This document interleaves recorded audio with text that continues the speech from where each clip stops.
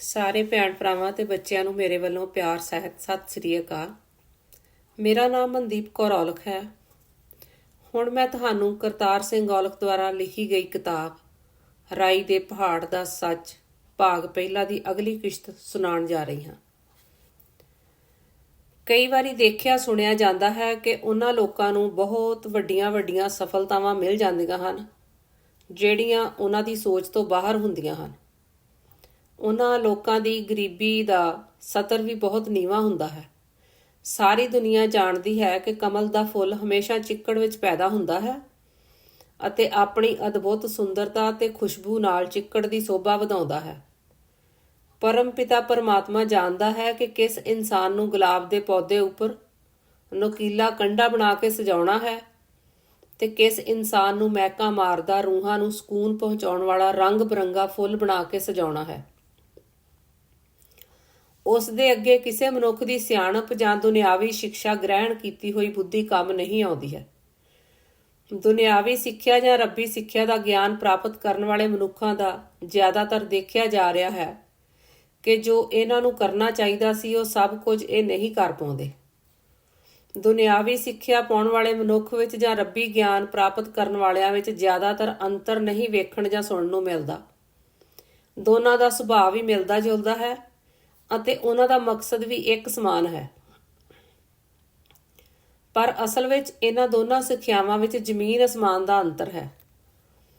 ਪਰ ਸਿੱਖਿਆ ਪ੍ਰਾਪਤ ਕਰਨ ਵਾਲਿਆਂ ਨੇ ਇਹਨਾਂ ਨੂੰ ਇੱਕ ਸਮਾਨ ਕਰ ਲਿਆ ਹੈ।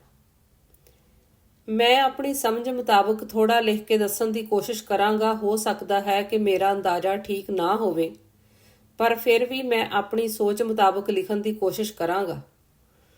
ਦੁਨਿਆਵੀ ਸਿੱਖਿਆ ਪ੍ਰਾਪਤ ਕਰਨ ਵਾਲੇ ਇਨਸਾਨਾਂ ਦੀਆਂ ਆਪਣੀਆਂ ਪਰਮ ਪਿਤਾ ਪਰਮਾਤਮਾ ਵੱਲੋਂ ਦਿੱਤੀਆਂ ਹੋਈਆਂ ਬਹੁਤ ਹੀ ਅਦਭੁਤ ਪ੍ਰਕਾਰ ਦੀਆਂ ਸੁੰਦਰ ਅੱਖਾਂ ਰਾਹੀਂ ਦੂਰ ਤੱਕ ਤੇ ਚਾਰ ਚਫੇਰੇ ਜ਼ਮੀਨ ਤੋਂ ਅਸਮਾਨ ਤੱਕ, ਸਮੁੰਦਰ ਦੇ ਇੱਕ ਕਿਨਾਰੇ ਤੋਂ ਦੂਜੇ ਕਿਨਾਰੇ ਤੱਕ ਦੇਖਣ ਦੀ ਅਤੇ ਹਨੇਰੇ ਵਿੱਚ ਵੀ ਉੱਲੂ ਵਾਂਗ ਦੇਖ ਕਰ ਕੁਝ ਭਾਲਣ ਦੀ ਕੋਸ਼ਿਸ਼ ਕਰਨਾ ਤੇ ਹਰ ਪਾਸੇ ਨਜ਼ਰ ਰੱਖਣਾ ਅਤੇ ਇਸ ਤੋਂ ਉੱਪਰ ਜੇ ਹੋ ਸਕੇ ਤਾਂ ਦੂਸਰਿਆਂ ਦੀਆਂ ਛਿਪੀਆਂ ਹੋਈਆਂ ਵਸਤਾਂ ਉੱਪਰ ਨਜ਼ਰ ਰੱਖਣ ਵਰਗੀਆਂ ਹਰਕਤਾਂ। ਕਹਿਣ ਦਾ ਭਾਵ ਕਿ ਜਿੱਥੋਂ ਤੱਕ ਨਜ਼ਰ ਪਹੁੰਚ ਸਕੇ ਕੁਝ ਖੋਜਣ ਦੀ ਭਾਲ ਕਰਨੀ ਤੇ ਉਸ ਦੀ ਪ੍ਰਾਪਤੀ ਵਾਸਤੇ ਕੋਸ਼ਿਸ਼ ਕਰਨੀ ਵਰਗੀ ਬਿਰਤੀ ਦਾ ਜਨਮ ਹੁੰਦਾ ਹੈ। ਇਹਨਾਂ ਇਨਸਾਨਾਂ ਵਿੱਚ ਦੁਨਿਆਵੀ ਵਿਕਾਰਾਂ ਦਾ ਭਰਪੂਰ ਭੰਡਾਰ ਕੁੱਟ-ਕੁੱਟ ਕੇ ਭਰਿਆ ਹੁੰਦਾ ਹੈ। ਫਿਰ ਇਹਨਾਂ ਦੀ ਨਜ਼ਰ ਵੀ ਇਹਨਾਂ ਵਿਕਾਰਾਂ ਦੇ ਪਿੱਛੇ ਭੱਜਦੀ ਫਿਰਦੀ ਹੈ। ਇਹ ਹਰ ਸਮੇਂ ਦੁਨਿਆਵੀ ਮਾਇਆ ਦੇ ਪਿੱਛੇ ਆਪਣੀ ਸੋਚ ਨੂੰ ਭਜਾਉਂਦੇ ਹਨ ਅਤੇ ਉਸ ਨੂੰ ਪ੍ਰਾਪਤ ਕਰਨ ਦਾ ਪੂਰਾ ਜ਼ੋਰ ਲਗਾਉਂਦੇ ਹਨ। ਆਲੀਸ਼ਾਨ ਸਹੂਲਤਾਂ ਪ੍ਰਾਪਤ ਕਰਨ ਦਾ ਇਹਨਾਂ ਦਾ ਮਨੋਰਥ ਹੁੰਦਾ ਹੈ। ਸਿੱਖਿਆ ਪ੍ਰਾਪਤ ਕਰਕੇ ਜੋ ਇਹਨਾਂ ਇਨਸਾਨਾਂ ਨੂੰ ਕਰਨਾ ਚਾਹੀਦਾ ਸੀ ਉਹ ਤਾਂ ਇਹਨਾਂ ਨੇ ਕੀਤਾ ਨਹੀਂ ਹੈ, ਪਰ ਹੇਰਾਫੇਰੀ ਅਤੇ ਰਿਸ਼ਵਤਖੋਰੀ ਵਰਗੇ ਉੱਚੇ ਮਿਆਰ ਨੂੰ ਹਾਸਲ ਕਰਨ ਵਿੱਚ ਸਫਲ ਹੋ ਜਾਂਦੇ ਹਨ। ਇਨਸਾਨਾਂ ਦੀ ਸੂਚੀ ਵਿੱਚੋਂ ਉੱਪਰ ਉੱਠ ਕੇ ਹਵਾਨੀਅਤ ਦਾ ਰੂਪ ਧਾਰਨ ਕਰਨ ਵਿੱਚ ਸਫਲ ਹੋ ਜਾਂਦੇ ਹਨ। ਇਹਨਾਂ ਲੋਕਾਂ ਦੀ ਗਿਣਤੀ ਵਿੱਚ ਕਾਫੀ ਹੇਰਾਫੇਰੀ ਤੇ ਰਿਸ਼ਵਤਖੋਰੀ ਦੀ ਦਲਦਲ ਵਿੱਚੋਂ ਇਹੋ ਜਿਹੇ ਪੜ੍ਹੀ ਲਿਖੀ ਬੁੱਧੀ ਵਾਲੇ ਇਨਸਾਨ ਘੁੱਸਦੇ ਜਾ ਰਹੇ ਹਨ। ਇਹਨਾਂ ਪੜ੍ਹ ਲਿਖ ਕੇ ਵੀ ਜੇਕਰ ਮਨੁੱਖ ਦੀ ਬੁੱਧੀ ਵਿੱਚ ਇਨਸਾਨੀਅਤ ਨਹੀਂ ਆਈ, ਜਿਸ ਦੇ ਸਦਕੇ ਸਿਆਣਾ ਮਨੁੱਖ ਨਾਲੀ ਦੀ ਗੰਦਗੀ ਵਿੱਚ ਕੋਈ ਕੀੜਾ ਗਲਤੀ ਨਾਲ ਡਿੱਗ ਪਿਆ ਹੋਵੇ ਤਾਂ ਉਸਨੂੰ ਨਾਲੀ ਤੋਂ ਬਾਹਰ ਕੱਢਣ ਲਈ ਕੋਸ਼ਿਸ਼ ਕਰਦਾ ਹੈ। ਸਿਆਣਾ ਮਨੁੱਖ ਸੋਚਦਾ ਹੈ ਕਿ ਨਾਲੀ ਬਹੁਤ ਗੰਦੀ ਹੈ, ਬਦਬੂ ਬਹੁਤ ਮਾਰਦੀ ਹੈ, ਇਸ ਵਿੱਚ ਕੀੜਾ ਮਰ ਜਾਵੇਗਾ, ਇਸ ਨੂੰ ਬਾਹਰ ਕੱਢਿਆ ਜਾਏ। ਪਰ ਬੜੇ ਅਫਸੋਸ ਨਾਲ ਲਿਖਣਾ ਪੈ ਰਿਹਾ ਹੈ ਕਿ ਪੜ੍ਹਿਆ ਲਿਖਿਆ ਇਨਸਾਨ ਖੁਦ ਕੀੜਾ ਬਣ ਗਿਆ ਤੇ ਬਹੁਤ ਜ਼ਿਆਦਾ ਗਿਣਤੀ ਵਿੱਚ ਗੰਦੀ ਬਦਬੂ ਵਾਲੀ ਨਾਲੀ ਵਿੱਚ ਡਿੱਗਦਾ ਜਾ ਰਿਹਾ ਹੈ। ਅੱਛੇ ਇਨਸਾਨ ਨੇ ਤਾਂ ਕੀੜੇ ਨੂੰ ਗੰਦੀ ਨਾਲੀ ਵਿੱਚੋਂ ਬਾਹਰ ਕੱਢ ਦਿੱਤਾ, ਪਰ ਪੜ੍ਹਿਆ ਲਿਖਿਆ ਇਨਸਾਨ ਜਿਸ ਕੋਲ ਬਹੁਤ ਉੱਚੀ ਬੁੱਧੀ ਹੈ ਉਸਨੂੰ ਕੌਣ ਗੰਦੀ ਨਾਲੀ ਵਿੱਚੋਂ ਬਾਹਰ ਕੱਢੇਗਾ ਵੀ ਕੌਣ? ਜਿਸ ਦੇ ਵੱਸ ਦੀ ਗੱਲ ਨਹੀਂ ਹੈ, ਕਿਸੇ ਦੇ ਵੱਸ ਦੀ ਗੱਲ ਨਹੀਂ ਹੈ। ਕੀੜਾ ਤਾਂ ਨਾ ਸਮਝ ਸੀ, ਪਰ ਇਹੋ ਜਿਹੇ ਮਨੁੱਖ ਜਿਨ੍ਹਾਂ ਕੋਲ ਸਮਝਦਾਰੀ ਦਾ ਪੂਰਾ ਖਜ਼ਾਨਾ ਹੋਵੇ ਉਸ ਨੂੰ ਬਾਹਰ ਕੱਢਣ ਵਾਲੇ ਨੂੰ ਆਪਣੇ ਹੱਥਾਂ ਤੋਂ ਵੀ ਵਾਂਝਾ ਹੋਣਾ ਪਵੇਗਾ। ਇਹਨਾਂ ਸਿਆਣਿਆਂ ਦੀ ਸਮਝ ਤੋਂ ਉੱਪਰ ਫਿਰ ਵੀ ਇੱਕ ਬਹੁਤ ਉੱਚੀ ਸ਼ਕਤੀ ਦਾ ਮਾਲਕ ਹੈ ਜੋ ਬੜਾ ਦਿਆਲੂ ਹੈ। ਉਹ ਇਹਨਾਂ ਦੀਆਂ ਕਾਲੀਆਂ ਕਰਤੂਤਾਂ ਨੂੰ ਜਾਣਦੇ ਹੋਏ ਵੀ ਸਭ ਇਛਾਵਾਂ ਪੂਰੀਆਂ ਕਰਦਾ ਹੈ ਅਤੇ ਮਨ ਹੀ ਮਨ ਹੱਸਦਾ ਹੈ ਤੇ ਸਭ ਕੁਝ ਜਾਣਦਾ ਹੈ। ਹੇਰਾ ਫੇਰੀ ਤੇ ਰਿਸ਼ਵਤਖੋਰੀ ਵਾਲੇ ਮਨੁੱਖ ਸਭ ਕੁਝ ਜਾਣਦੇ ਹਨ, ਪਰ ਮਨ ਉੱਪਰ ਹਉਮੈ ਅਤੇ ਹੰਕਾਰ ਦੀਆਂ ਮੋਟੀਆਂ ਹਨੇਰੇ ਦੀਆਂ ਪਰਤਾਂ ਦਾ ਪਰਦਾ ਛਾਇਆ ਹੋਇਆ ਹੁੰਦਾ ਹੈ। ਸਿੱਧੇ ਤੌਰ ਤੇ ਕਹਿ ਸਕਦੇ ਹਾਂ ਕਿ ਇਹਨਾਂ ਦੀ ਮੱਤ ਮਾਰੀ ਹੋਈ ਹੈ। ਸਿਆਣੇ ਬੰਦੇ ਇਹ ਕਹਾਵਤ ਕਹਿੰਦੇ ਹਨ ਕਿ ਪਰਮਾਤਮਾ ਡੰਡਾ ਨਹੀਂ ਮਾਰਦਾ, ਮੱਤ ਮਾਰਦਾ ਹੈ। ਜਿਸ ਦੀ ਆਪਣੀ ਮੱਤ ਮਾਰੀ ਹੋਵੇ ਤਾਂ ਉਹ ਸਭ ਤੋਂ ਪਹਿਲਾਂ ਆਪਣੇ ਪਰਿਵਾਰ ਦੀ ਮੱਤ ਮਾਰੇਗਾ, ਕਿਉਂਕਿ ਇਹਨਾਂ ਰਿਸ਼ਵਤਖੋਰ ਲੋਕਾਂ ਦੇ ਪਰਿਵਾਰਾਂ ਦੇ ਮੈਂਬਰ ਦੇਖਣ ਤੋਂ ਹੀ ਝੱਲੇ ਜਿਹੇ ਲੱਗਦੇ ਹਨ। ਸਾਰੀਆਂ ਸਹੂਲਤਾਂ ਹੋਣ ਦੇ ਬਾਵਜੂਦ ਵੀ ਹਨੇਰੇ ਵਿੱਚ ਭਟਕਦੇ ਫਿਰਦੇ ਹਨ ਅਤੇ ਉਹਨਾਂ ਦੀ ਸਥਿਤੀ ਡਾਵਾਂਡੋਲ ਬਣ ਜਾਂਦੀ ਹੈ। ਸਰੀਰਕ ਤੌਰ ਤੇ, ਮੈਂਟਲੀ ਤੌਰ ਤੇ ਬਹੁਤ ਕਮਜ਼ੋਰ ਹੋ ਜਾਂਦੇ ਹਨ। ਇਸ ਤੋਂ ਸਾਬਤ ਹੁੰਦਾ ਹੈ ਕਿ ਹੇਰਾ ਫੇਰੀ ਜਾਂ ਰਿਸ਼ਵਤਖੋਰੀ ਕਮਾਈ ਖਾਣ ਨਾਲ ਤੇ ਵਿਖਾਉਣ ਨਾਲ ਕਿਹੋ ਜਿਹੇ ਹਾਲਾਤ ਪੈਦਾ ਹੁੰਦੇ ਹਨ। ਇੱਥੇ ਮੈਂ ਕਹਾਂਗਾ ਕਿ ਮੇਰਾ ਲਿਖਣ ਦਾ ਮਤਲਬ ਇਹ ਨਹੀਂ ਹੈ ਕਿ ਸਾਰੇ ਹੀ ਪੜ੍ਹੇ ਲਿਖੇ ਦੁਨਿਆਵੀ ਸਿੱਖਿਆ ਗ੍ਰਹਿਣ ਕਰਕੇ ਮਨੁੱਖ ਇਸ ਤਰ੍ਹਾਂ ਆਪਣਾ ਜੀਵਨ ਬਤੀਤ ਕਰ ਰਹੇ ਹਨ। ਬਹੁਤ ਥੋੜਿਆਂ ਨੂੰ ਛੱਡ ਕਰ ਜ਼ਿਆਦਾਤਰ ਹਰ ਮਨੁੱਖ ਮਨ ਦੀ ਬਿਰਥਾ ਇਸ ਸ਼੍ਰੇਣੀ ਵਿੱਚ ਰਹਿ ਕਰ ਆਪਣੇ ਆਪ ਨੂੰ ਖੁਸ਼ਹਾਲ ਤੇ ਬੁੱਧੀਮਾਨ ਸਮਝਦੇ ਹਨ। ਹੋ ਸਕਦਾ ਹੈ ਕਿ ਜਿਹੜੇ ਇਸ ਸ਼੍ਰੇਣੀ ਤੋਂ ਬਚ ਜਾਂਦੇ ਹਨ ਉਹਨਾਂ ਨੂੰ ਇਹ ਕੰਮ ਕਰਨ ਦਾ ਮੌਕਾ ਹੀ ਨਾ ਮਿਲਿਆ ਹੋਵੇ, ਜਾਂ ਉਹਨਾਂ ਨੇ ਕੋਸ਼ਿਸ਼ ਕੀਤੀ ਹੋਵੇ ਪਰ ਹੱਥ ਨਾ ਪਹੁੰਚਿਆ ਹੋਵੇ ਅਤੇ ਕੌੜਾ ਦੱਸ ਕੇ ਛੱਡਣਾ ਪਿਆ ਹੋਵੇ। ਤੁਸੀਂ ਸਾਰਿਆਂ ਨੇ ਇੱਕ ਛੋਟੀ ਜਿਹੀ ਇੱਕ ਚਲਾਕ ਲੂੰਬੜੀ ਦੀ ਕਹਾਣੀ ਸੁਣੀ ਹੋਵੇਗੀ ਕਿ ਇੱਕ ਲੂੰਬੜੀ ਨੂੰ ਇੱਕ ਮਿੱਠੇ ਅੰਗੂਰਾਂ ਦੀ ਵੇਲ ਦਿਖੀ ਤਾਂ ਉਸਨੇ ਸੋਚਿਆ ਕਿ ਮੈਂ ਮਿੱਠੇ ਅੰਗੂਰਾਂ ਦੇ ਗੁੱਛਿਆਂ ਨੂੰ ਤੋੜ ਕੇ ਖਾਵਾਂ ਤੇ ਆਪਣੀ ਇੱਛਾ ਪੂਰੀ ਕਰਾਂ, ਪਰ ਵੇਲ ਬਹੁਤ ਉੱਚੀ ਸੀ ਅਤੇ ਉਸਦਾ ਹੱਥ ਨਹੀਂ ਪਹੁੰਚ ਸਕਿਆ। ਬਹੁਤ ਕੋਸ਼ਿਸ਼ ਕੀਤੀ ਅਤੇ ਛਾਲਾਂ ਵੀ ਮਾਰੀਆਂ ਪਰ ਕਾਮਯਾਬ ਨਾ ਹੋ ਸਕੀ। ਬਾਰ-ਬਾਰ ਉੱਪਰ ਛਾਲਾਂ ਮਾਰ ਕੇ ਕੋਸ਼ਿਸ਼ ਕੀਤੀ ਪਰ ਗੱਲ ਨਹੀਂ ਬਣੀ ਅਤੇ ਆਪਣਾ ਸਰੀਰ ਵੀ ਚਿੱਕੜ ਵਿੱਚ ਲਿਬੜ ਗਿਆ, ਕਿਉਂਕਿ ਅੰਗੂਰਾਂ ਦੀ ਵੇਲ ਥੱਲੇ ਜਗ੍ਹਾ ਗਿੱਲੀ ਸੀ। ਫਿਰ ਉਹ ਆਪਣੇ ਸਰੀਰ ਨੂੰ ਸਾਫ਼ ਕਰ ਰਹੀ ਸੀ ਤਾਂ ਕੋਲੋਂ ਇੱਕ ਝਾੜੀ ਵਿੱਚੋਂ ਖਰਗੋਸ਼ ਨਿਕਲਿਆ ਤੇ ਲੂੰਬੜੀ ਨੂੰ ਪੁੱਛਦਾ ਹੈ ਕਿ ਚਾਚੀ ਜੀ ਤੈਨੂੰ ਕੀ ਹੋਇਆ? ਤਾਂ ਅੱਗੋਂ ਝਟਪਟ ਕਹਿਣ ਲੱਗੀ ਕਿ ਨਹੀਂ ਕੁਝ ਨਹੀਂ ਹੋਇਆ, ਇਹ ਅੰਗੂਰ ਖੱਟੇ ਹਨ। ਇਸ ਕਹਾਣੀ ਤੋਂ ਪਤਾ ਚੱਲਦਾ ਹੈ ਕਿ ਜਿਹੜੇ ਲੋਕ ਹੇਰਾਫੇਰੀ ਜਾਂ ਰਿਸ਼ਵਤਖੋਰੀ ਤੋਂ ਵਾਂਝੇ ਰਹਿ ਜਾਂਦੇ ਹਨ ਉਹਨਾਂ ਦਾ ਲੂੰਬੜੀ ਵਾਂਗ ਹੱਥ ਨਹੀਂ ਪਹੁੰਚਿਆ। ਇਸ ਕਰਕੇ ਉਹਨਾਂ ਨੇ ਕੌੜਾ ਕਹਿ ਕੇ ਛੱਡ ਦਿੱਤਾ। ਇਹੋ ਜਿਹੇ ਅੱਜ ਪੜ੍ਹੇ ਲਿਖੇ ਤੇ ਬੁੱਧੀਮਾਨ ਇਨਸਾਨਾਂ ਦੀ ਅਵਸਥਾ ਬਣ ਗਈ ਹੈ। ਇਹ ਹੈ ਦੁਨਿਆਵੀ ਸਿੱਖਿਆ ਪਾਉਣ ਵਾਲਿਆਂ ਦੇ ਮਨ ਦੀ ਅਵਸਥਾ ਦਾ ਹਾਲ। ਹੁਣ ਮੈਂ ਥੋੜਾ ਚਾਨਣ ਉਹਨਾਂ ਉੱਪਰ ਪਾਵਾਂਗਾ ਜਿਨ੍ਹਾਂ ਨੇ ਰੱਬੀ ਗਿਆਨ ਦੀ ਸਿੱਖਿਆ ਹਾਸਲ ਕਰ ਲਈ ਹੈ। ਇਹਨਾਂ ਬੁੱਧੀਮਾਨ ਮਨੁੱਖਾਂ ਵਿੱਚ ਸਭ ਤੋਂ ਵੱਡੀ ਕਮੀ ਇਹ ਹੈ ਕਿ ਜੋ ਇਹਨਾਂ ਨੇ ਗਿਆਨ ਪ੍ਰਾਪਤ ਦੀ ਸਿੱਖਿਆ ਹਾਸਲ ਕੀਤੀ ਹੈ, ਉਸ ਗਿਆਨ ਵਿੱਚ ਇਹਨਾਂ ਬੁੱਧੀਮਾਨ ਗਿਆਨੀਆਂ ਵਾਸਤੇ ਇੱਕ ਬਹੁਤ ਵੱਡੀ ਸੱਚੀ ਸੁੱਚੀ ਸਿੱਖਿਆ ਦਿੱਤੀ ਹੋਈ ਹੈ ਜਿਹੜੀ ਇਹਨਾਂ ਨੂੰ ਭਲੀ ਭਾਂਤ ਯਾਦ ਹੈ, ਪਰ ਉਸ ਉੱਪਰ ਖੁਦ ਅਮਲ ਨਹੀਂ ਕਰਦੇ। ਤਾਂ ਫਿਰ ਜਿਹੜਾ ਗਿਆਨ ਇਹ ਸੰਗਤਾਂ ਨੂੰ ਦੇ ਰਹੇ ਹਨ, ਸੰਗਤਾਂ ਇਹਨਾਂ ਉੱਪਰ ਕਿਸ ਤਰ੍ਹਾਂ ਵਿਸ਼ਵਾਸ ਕਰ ਲੈਣਗੀਆਂ?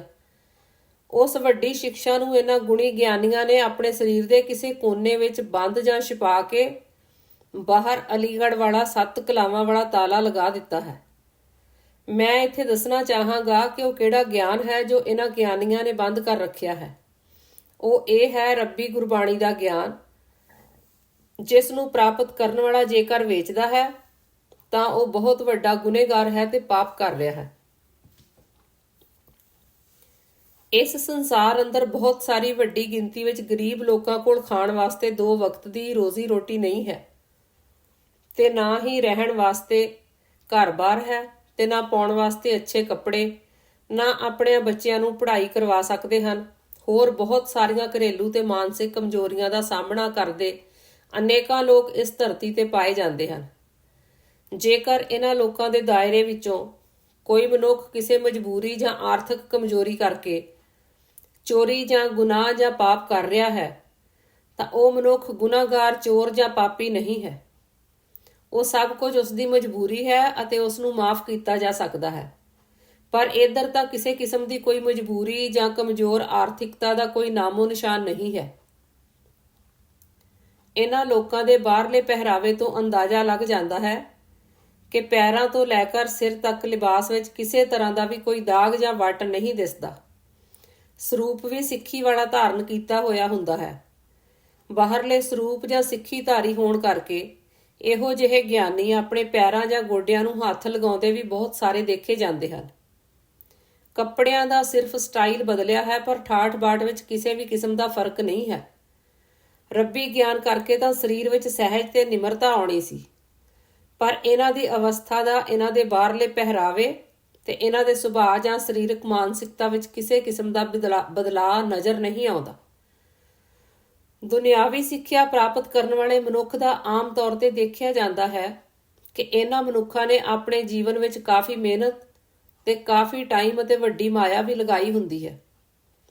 ਪਦਵੀ ਹਾਸਲ ਕਰਨ ਵਾਸਤੇ ਇਹਨਾਂ ਸਭ ਚੀਜ਼ਾਂ ਨੂੰ ਨਜ਼ਰਅੰਦਾਜ਼ ਨਹੀਂ ਕੀਤਾ ਜਾ ਸਕਦਾ ਹੈ, ਪਰ ਇਹਨਾਂ ਮਨੁੱਖਾਂ ਨੂੰ ਇਹ ਸਮਝ ਲੈਣਾ ਚਾਹੀਦਾ ਹੈ ਕਿ ਜੇਕਰ ਇਹਨਾਂ ਮਨੁੱਖਾਂ ਨੇ ਮਿਹਨਤ ਕੀਤੀ ਹੈ ਜਾਂ ਕਾਫੀ ਖਰਚਾ ਵੀ ਕੀਤਾ ਹੈ, ਪਰ ਇਹਨਾਂ ਮਨੁੱਖਾਂ ਨੂੰ ਇਹ ਵੀ ਸਮਝ ਲੈਣਾ ਚਾਹੀਦਾ ਹੈ ਕਿ ਇਹ ਸਭ ਕੁਝ ਇਹਨਾਂ ਦੇ ਮਾਪਿਆਂ ਨੇ ਕੀਤਾ ਹੈ ਤਾਂ ਜੋ ਬੱਚਿਆਂ ਦੀ ਅੱਛੀ ਜ਼ਿੰਦਗੀ ਬਤੀਤ ਹੋ ਸਕੇ। ਮਾਪਿਆਂ ਦਾ ਬਹੁਤ ਵੱਡਾ ਰੋਲ ਅਦਾ ਹੁੰਦਾ ਹੈ ਬੱਚਿਆਂ ਨੂੰ ਚੰਗੀ ਪੜ੍ਹਾਈ ਲਿਖਾਈ ਕਰਾਉਣ ਵਿੱਚ। ਨਾਲੇ ਉਹਨਾਂ ਦਾ ਇਹ ਮਕਸਦ ਹੁੰਦਾ ਹੈ ਕਿ ਉਹਨਾਂ ਦੇ ਬੱਚੇ ਅੱਛੀ ਪੜ੍ਹਾਈ ਕਰਕੇ ਅੱਛੇ ਕੰਮਕਾਰ ਕਰਨ ਤਾਂ ਜੋ ਆਪਣੇ ਪਰਿਵਾਰ ਦੀ ਤੇ ਨਾਲੇ ਸਮਾਜ ਵਿੱਚ ਲੋਕਾਂ ਦੀ ਸੇਵਾ ਸੰਭਾਲ ਕਰ ਸਕਣ ਤੇ ਹਰ ਪਾਸੇ ਘਰ ਸਮਾਜ ਵਿੱਚ ਮਾਨ ਸਨਮਾਨ ਹੋਏ, ਅਤੇ ਹੋਣਾ ਵੀ ਐਸਾ ਚਾਹੀਦਾ ਹੈ। ਪਰ ਮਾਪੇ ਇਹ ਜਾਣਦੇ ਹਨ ਕਿ ਉਹਨਾਂ ਦੇ ਬੱਚਿਆਂ ਨੇ ਸਿੱਖਿਆ ਪ੍ਰਾਪਤ ਕੀਤੀ ਤੇ ਕਿਸੇ ਸਰਕਾਰੀ ਨੌਕਰੀ ਜਾਂ ਪ੍ਰਾਈਵੇਟ ਨੌਕਰੀ ਜਾਂ ਕੋਈ ਹੋਰ ਅੱਛਾ ਕੰਮ ਕਰਨ ਲੱਗ ਪਏ ਹਨ। ਮਾਪੇ ਖੁਸ਼ ਹੁੰਦੇ ਹਨ ਕਿ ਉਹਨਾਂ ਦੀ ਮਿਹਨਤ ਸਫਲ ਹੋ ਗਈ ਹੈ ਤੇ ਕਮ ਸੇ ਕਮ ਉਹਨਾਂ ਦੇ ਬੱਚੇ ਲੇਬਰ ਦੇ ਜਾਂ ਹੋਰ ਛੋਟੇ-ਮੋਟੇ ਕੰਮਾਂ ਤੋਂ ਉੱਪਰ ਉੱਠ ਕਰ ਬਾਬੂ ਬਣ ਗਏ ਹਨ ਤੇ ਹੁਣ ਉਹ ਅੱਛੇ ਕੰਮਾਂ ਕਾਰਾਂ ਵਿੱਚ ਆਪਣਾ ਜੀਵਨ ਬਤੀਤ ਕਰ ਰਹੇ ਹਨ। ਪਰ ਮਾਪੇ ਇਹ ਨਹੀਂ ਜਾਣਦੇ ਕਿ ਉਹਨਾਂ ਦੇ ਬੱਚਿਆਂ ਨੇ ਸਰਕਾਰੀ ਜਾਂ ਪ੍ਰਾਈਵੇਟ ਨੌਕਰੀਆਂ ਵਿੱਚ ਲੋਕਾਂ ਜਾਂ ਆਮ ਪਬਲਿਕ ਦੀ ਸੇਵਾ ਸੰਭਾਲ ਦੀ ਸੇਵਾ ਕਰਨ ਦੀ ਬਜਾਏ ਆਪਣੇ ਸਮਾਜ ਵਿੱਚ ਹੀ ਭੋਲੇ ਭਾਲੇ ਲੋਕਾਂ ਨੂੰ ਆਪਣੀ ਨੌਕਰੀ ਦੇ ਅਹੁਦੇ ਨਾਲ ਬੇਵਕੂਫ ਬਣਾ ਕੇ ਉਹਨਾਂ ਨੂੰ ਠੱਗਣਾ ਤੇ ਧਮਕਾਉਣਾ ਚਾਲੂ ਕਰ ਦਿੱਤਾ ਹੈ ਅਤੇ ਆਪਣੇ ਘਰ ਮਾਇਆ ਨਾਲ ਭਰਨੇ ਸ਼ੁਰੂ ਕਰ ਦਿੱਤੇ ਹਨ। ਇੱਥੇ ਆਪਾਂ ਕਹਿ ਸਕਦੇ ਹਾਂ ਕਿ ਇਹਨਾਂ ਲੋਕਾਂ ਦਾ ਦੁਨਿਆਵੀ ਗਿਆਨ ਪ੍ਰਾਪਤ ਕਰਨ ਦਾ ਮਤਲਬ ਇਹੋ ਸੀ ਅਤੇ ਉਸ ਨੂੰ ਪੂਰਾ ਕਰਨ ਲਈ ਕਿਸੇ ਕਿਸਮ ਦੀ ਕਮੀ ਨਹੀਂ ਰਹਿਣ ਦੇਣਾ ਚਾਹੁੰਦੇ, ਕਿਉਂਕਿ ਇਹਨਾਂ ਦੁਆਰਾ ਪ੍ਰਾਪਤ ਗਿਆਨ ਮਨੁੱਖ ਨੂੰ 2 ਦੂਣੀ 4 ਤੇ 4 ਦੂਣੀ 8 ਕਰਨਾ ਸਿਖਾਉਂਦਾ ਹੈ। ਕਿਉਂਕਿ ਜਿਹੜਾ ਗਿਆਨ ਇਹਨਾਂ ਨੇ ਪ੍ਰਾਪਤ ਕੀਤਾ ਹੈ ਉਸ ਨਾਲ ਮਨੁੱਖ ਦੀ ਕੋਈ ਖਾਸ ਮਾਨਸਿਕਤਾ ਜਾਂ ਬੁੱਧੀ ਵਿੱਚ ਵਾਧਾ ਨਹੀਂ ਹੋਇਆ, ਸਗੋਂ ਦੁਨਿਆਵੀ ਮਾਇਆ ਵਰਗੀਆਂ ਬੁਰਾਈਆਂ ਵਿੱਚ ਡੁੱਬਦਾ ਜਾ ਰਿਹਾ ਹੈ। ਦੂਸਰੇ ਪਾਸੇ ਰੱਬੀ ਗਿਆਨ ਪ੍ਰਾਪਤ ਕਰਨ ਵਾਲਿਆਂ ਦਾ ਵੀ ਜੇਕਰ ਦੇਖਿਆ ਜਾਵੇ ਤਾਂ ਉਹਨਾਂ ਦੀ ਮਾਨਸਿਕਤਾ ਵਿੱਚ ਕੋਈ ਫਰਕ ਨਹੀਂ ਪਿਆ। ਉਹਨਾਂ ਦੇ ਬਾਹਰਲੇ ਪਹਿਰਾਵੇ ਤੋਂ ਬਦਲਾਵ ਨਜ਼ਰ ਆਉਂਦਾ ਤਾਂ ਹੈ, ਪਰ ਮਨੁੱਖ ਦੀ ਅੰਦਰਲੀ ਸਰੀਰਕ ਅਵਸਥਾ ਵਿੱਚ ਕੋਈ ਖਾਸ ਫਰਕ ਨਹੀਂ ਦਿਸਦਾ। ਉਹਨਾਂ ਮਨੁੱਖਾਂ ਦਾ ਵੀ ਝੁਕਾਅ ਦੁਨਿਆਵੀ ਮਾਇਆ ਵੱਲ ਬੜੇ ਅਨੋਖੇ ਅੰਦਾਜ਼ ਨਾਲ ਡੁੱਬਦਾ ਜਾ ਰਿਹਾ ਹੈ। ਗਿਆਨ ਤਾਂ ਬੜਾ ਉੱਚਾ ਅਤੇ ਸੁੱਚਾ ਗ੍ਰਹਿਣ ਕਰ ਲਿਆ ਹੈ। ਜੇਕਰ ਉਸ ਗਿਆਨ ਦੀ ਗੱਲ ਕਰੀਏ ਜੋ ਇਹਨਾਂ ਨੇ ਪ੍ਰਾਪਤ ਕੀਤਾ ਹੈ ਤਾਂ ਉਸ ਗਿਆਨ ਦੇ ਇੱਕ ਸ਼ਬਦ ਵਿੱਚ ਇੰਨੀ ਸ਼ਕਤੀ ਹੈ, ਜੇਕਰ ਇੱਕ ਸ਼ਬਦ ਨੂੰ ਆਪਣੇ ਮਨ ਅੰਦਰ ਪਿਆਰ ਨਾਲ ਸਤਿਕਾਰ ਨਾਲ ਪੜ੍ਹ ਕੇ ਧਾਰਨ ਕਰੀਏ ਤਾਂ ਮੇਰਾ ਆਪਣਾ ਜਾਤੀ ਖਿਆਲ ਹੈ ਕਿ ਮਨੁੱਖ ਨੂੰ ਇਸ ਦੁਨਿਆਵੀ ਮੋਹ ਮਾਇਆ ਤੋਂ ਬਾਹਰ ਕੱਢ ਕੇ ਆਪਣੇ ਆਪ ਵੱਲ ਦੇਖਣ ਦੀ ਪ੍ਰੇਰਨਾ ਮਿਲਦੀ ਹੈ। ਜੋ ਕੁਝ ਵੀ ਤੁਸੀਂ ਬਾਹਰ ਭਾਲਣ ਦੀ ਕੋਸ਼ਿਸ਼ ਕਰ ਰਹੇ ਹੋ ਉਹ ਸਭ ਕੁਝ ਤੁਹਾਡੇ ਸਰੀਰ ਦੇ ਅੰਦਰ ਹੀ ਹੈ ਤੇ ਅੰਦਰੋਂ ਹੀ ਮਿਲਣਾ ਹੈ, ਜਿਸ ਨਾਲ ਮਨੁੱਖ ਨੂੰ ਇਹ ਸਮਝ ਲੱਗ ਜਾਂਦੀ ਹੈ ਕਿ ਮਨੁੱਖ ਦੇ ਬਾਹਰ ਜਾਂ ਆਲੇ ਦੁਆਲੇ ਜੋ ਕੁਝ ਵੀ ਦਿਸਦਾ ਹੈ ਉਹ ਸਭ ਕੁਝ ਝੂਠ ਹੈ। ਇਹੋ ਜਿਹੀ ਸ਼ਕਤੀ ਰੱਖਦਾ ਹੈ ਰੱਬੀ ਬਾਣੀ ਦਾ ਇੱਕ ਸ਼ਬਦ। ਪਰ ਬੜੇ ਅਫਸੋਸ ਨਾਲ ਲਿਖਣਾ ਪੈ ਰਿਹਾ ਹੈ ਕਿ ਪੂਰੀ ਰੱਬੀ ਬਾਣੀ ਦਾ ਗਿਆਨ ਪ੍ਰਾਪਤ ਕਰਕੇ, ਜੋ ਕਿ ਇੱਕ ਸਮੁੰਦਰ ਦੀ ਤਰ੍ਹਾਂ ਹੈ ਜਿਸ ਦੀ ਇੱਕ ਬੂੰਦ ਨਾਲ ਜਨਮਾਂ ਜਨਮਾਂ ਦੀ ਮੈਲ ਜਾਂ ਪਿਆਸ ਨਿਕਲ ਜਾਂ ਮਿਟ ਜਾਂਦੀ ਹੈ, ਰੱਬੀ ਗਿਆਨ ਪ੍ਰਾਪਤ ਕਰਨ ਵਾਲਾ ਮਨੁੱਖ ਸਮੁੰਦਰ ਵਰਗੇ ਰੱਬੀ ਗਿਆਨ ਵਿੱਚ ਡੁਬਕੀ ਮਾਰ ਕਰ ਵੀ ਫਿਰ ਪਿਆਸੇ ਦਾ ਪਿਆਸਾ ਹੀ ਰਹਿ ਗਿਆ ਹੈ। ਅਗਲੀ ਕਿਸ਼ਤ ਦਾ ਇੰਤਜ਼ਾਰ ਕਰਨਾ ਜੀ। ਸਾਰਿਆਂ ਨੂੰ ਪਿਆਰ ਸਹਿਤ ਸਤਿ ਸ੍ਰੀ ਅਕਾਲ।